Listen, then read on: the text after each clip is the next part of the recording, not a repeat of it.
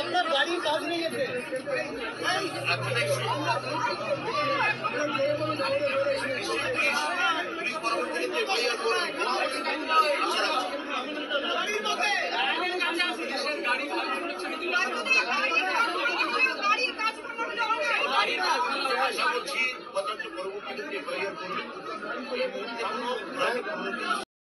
সুপ্রিয় দর্শক মণ্ডলী,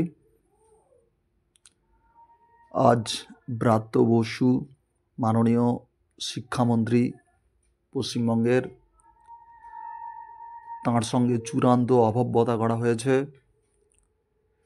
চূড়ান্ত অভব্যতা SFI এর। সুপ্রিয় দর্শক মণ্ডলী, ছাত্রছাত্রীদের অভিযোগ, আজ শিক্ষামন্ত্রীকে ঘিরে ছাত্রছাত্রীদের একটি দল শিক্ষামন্ত্রীর গাড়ি ঘিরে ধরে। শিক্ষামন্ত্রীর গাড়ি ছাত্রছাত্রীদের উপর দিয়ে চালিয়েছিলেন বলে অভিযোগ। বিক্ষোভ দেখাতে গিয়ে রক্তাক্ত ছাত্র। এর সত্যতা আমরা যাচাই করিনি। শিক্ষামন্ত্রী উপর আক্রমণ হয়েছে, ওনার গাড়ির।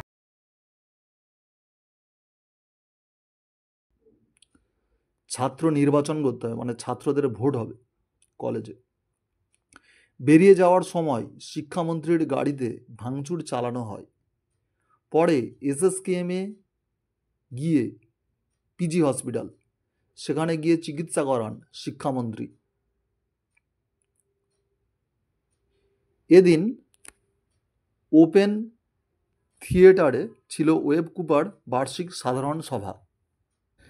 এই কর্মসূচিকে কেন্দ্র করে সকাল থেকেই ব্যাপক উত্তেজনা ক্যাম্পাসে, যাদবপুর ইউনিভার্সিটির ক্যাম্পাসে। ব্রাত্য বসুর সামনেই প্রতিবাদে সরব হওয়ার পরিকল্পনা ছিল আন্দোলনকারী ছাত্রছাত্রীদের। বাধ্য হয়ে পিছনের পথ দিয়ে ঢুকে অনুষ্ঠানে যোগ দেন শিক্ষামন্ত্রী। কড়া ভাষায় প্রতিবাদ জানান শিক্ষামন্ত্রী। এরপর তিনি বক্তব্য রাখতে শুরু করলেই ফের অভব্যতা আচরণ শুরু করে SFI। কী সেই অভব্যতা? চেয়ার ভাঙচুর করা হয়, আক্রমণ করা হয় অধ্যাপকদের। ওম প্রকাশ মিশ্রকে বের করে নিয়ে যাওয়া হয় বিক্ষোভকারীদের হাত থেকে। বহু অধ্যাপক আক্রান্ত হন এই অসভ্য উচ্ছৃঙ্খল পড়ুয়াদের হাতে। শিক্ষামন্ত্রীর সঙ্গে থাকা দুটি পাইলট কারের কাঁচও ভেঙে দেন বিক্ষোভরত পড়ুয়ারা। তাহলে যাদবপুর ইউনিভার্সিটি আমাদের দেশের সেরা ইউনিভার্সিটিগুলোর মধ্যে একটা, পৃথিবীর সেরা যে ইউনিভার্সিটিগুলো তাদের মধ্যে অগ্রগণ্য। সেখানে এরকম দেখা যাচ্ছে শিক্ষামন্ত্রীর বিরুদ্ধে বিক্ষোভ। ভেঙে দেওয়া হয় গাড়ির কাঁচ। শালীনতার সমস্ত সীমা অতিক্রম করে নিজেদের অশিক্ষা অসভ্যতার পরিচয় দেয় নকশালবন্দি ছাত্র সংগঠন, এই বলে দাবি। এদিন শিক্ষামন্ত্রী ব্রাত্য বসু বারবার তাদের দাবি শুনে আলোচনায় বসতে চান, সমস্যার সমাধান করতে উদ্যোগী হন তিনি। কিন্তু নিজেদের অতি বিপ্লবী মানসিকতার পরিচয় দিতে গিয়ে কোনো সমঝোতার রাস্তাতেই হাঁটতে চায়নি এই বিক্ষোভকারীরা, এই অভিযোগ। মন্ত্রীর গাড়ির চাকার হাওয়া খুলে দেওয়া থেকে তাঁর গাড়ির বনেটে উঠে বিক্ষোভকারীরা। আহত হন শিক্ষামন্ত্রী Bratya Basu. SSKM trauma care সেন্টারে চিকিৎসা করান শিক্ষামন্ত্রী ও তাঁর দেহরক্ষী। ক্ষুব্ধ শিক্ষামন্ত্রী ব্রাত্য বসু বলেন, এই গুন্ডামি চলতে পারে না। পড়ুয়াদের 4 জন প্রতিনিধির সঙ্গে কথা বলতে পারি, কিন্তু সবাই মিলে গুন্ডামি করলে মুশকিল। তবে আমি কোনো প্ররোচনায় পা দেব না। যাঁরা এগুলি করছেন তাঁদের বিরুদ্ধে উপাচার্য পদক্ষেপ করবেন। ভিসি তাহলে পদক্ষেপ নেবেন। তার আগে স্টেজে উঠেই এক হাত নেন বাম অতি বামদের, কার্যত ক্ষোভের সুরে বামপন্থার পাঠও দিতে দেখা যায় মন্ত্রীকে। ব্রাত্যর কথায় যে বামপন্থায় মমতা বন্দ্যোপাধ্যায়কে আমরা চিহ্নিত করি তা একেবারেই সোভিয়েত রেজিমেন্টের বামপন্থা নয়, ওটা আসলে ল্যাটিন আমেরিকার বামপন্থা, যার মাথায় একজন জনসম্মোহনকারী নেতা থাকে, মাঝে একটা ঢিলে ঢালা পার্টি, নিচে জনগণ থাকে।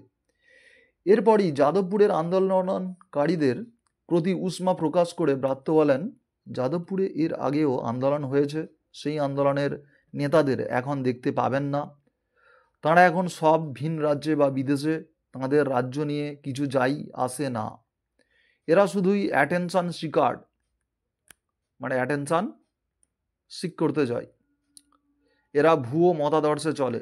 শিক্ষামন্ত্রী প্রশ্ন তোলেন, আমরা আলোচনা করতেই পারি কিন্তু সময় দিতে হবে। আমি বুঝতে পারছি না যাদবপুর বিশ্ববিদ্যালয়ে ওয়েব কুপা বা তৃণমূল ঢুকতে পারবে না কেন?